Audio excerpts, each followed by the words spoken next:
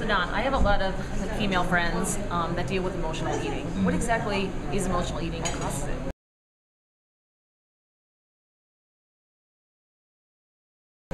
Well, emotional eating is not too different from the whole craving syndrome and from things like, it's almost like an addiction. Now, what's hard to understand is that this whole thing, I talk so much about sugar, spiking insulin, spiking adrenaline and cortisol, and how bad that is. But one of the things that happens is when you imbalance and spike those big hormones like that, you're also starting to damage your metabolism and it's starting to unravel, and that causes problems. But the third thing that happens is you start to deplete those feel-good chemicals in your brain.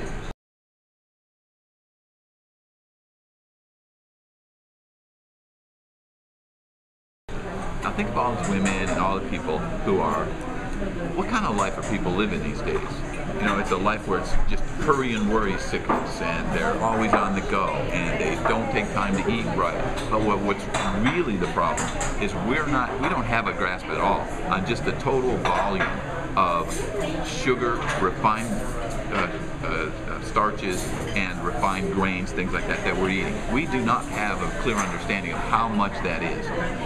What happens is it's so much now, and it's so abusive that it's starting to cause an addictive response in people.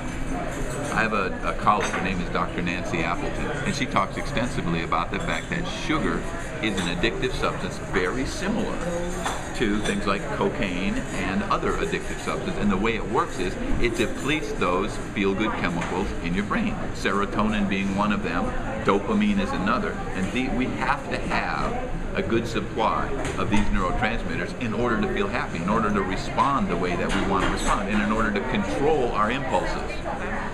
Loss of impulse control, emotional eating, cravings, all fall into like this addictive type of syndrome.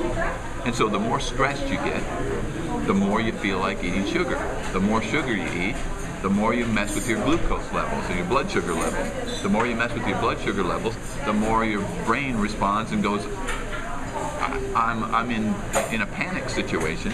The more that happens, the more you remove too much sugar out of your blood, and you got this syndrome happening. But at the end of that cycle is a depletion of those brain chemicals that allow you to feel good.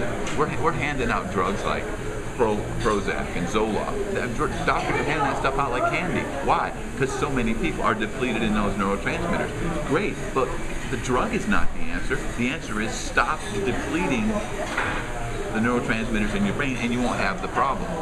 So that's what I try to help people, women especially, to understand. The emotional eating is part of an addictive syndrome, but the main thing is you're depleting the same feel-good chemicals in your brain that you need. And if you go to the doctor with any complaint like that, you know that these days if you have PMS or premenopause, that's the treatment of choice now, to give women anti-anxiety, anti-depression medications. In other words,